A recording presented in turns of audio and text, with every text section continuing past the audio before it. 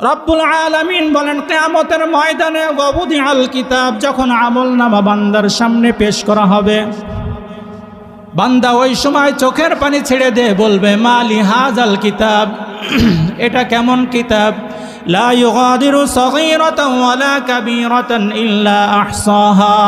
ও আল্লাহ, এটা কেমন আমলনামা, একটা ছোট গুনাহ বাদ পড়ে নাই, একটা বড় গুনাহ বাদ পড়ে নাই। এইভাবে বান্দা আমলনামা দেখার পর চোখের পানি ছাড়তে থাকবে, রিয়া নাফসি করতে থাকবে।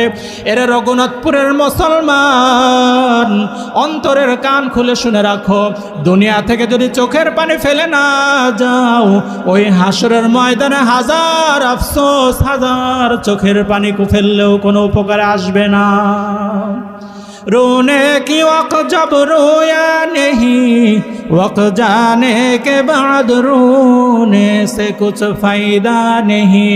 এরে মুসলমান, কান্নার যখন সময় ছিল তখন যদি না কাঁদো, চোখের পানি ফেলার যখন সময় ছিল তখন যদি চোখের পানি না ফেলো, সময় চলে যাওয়ার পর হাজার আফসোস করার পরেও কোনো উপকারে আসবে না।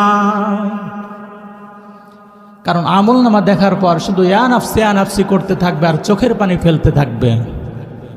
বর্তমান সমাজে এক প্রকার ভণ্ড আছে যারা বলে চোখের পানি ফেলার কি দরকার, খাও দাও ফুর্তি করো, দুনিয়ার জীবন আরামায়েশ করে চলে যাও, আছে না এমন স্লোগান?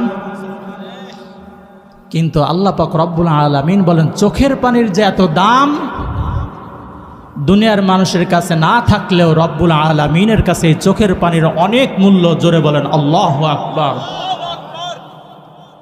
আল্লাহ পাক রব্বুল আলামিন 30তম পারার মধ্যে ঘোষণা দিয়েছেন ওয়াজিআ ইয়াউমাইযিন বিজাহান্নাম ইয়াউমাইযিন ইয়াতাযাক্কারুল ইনসান।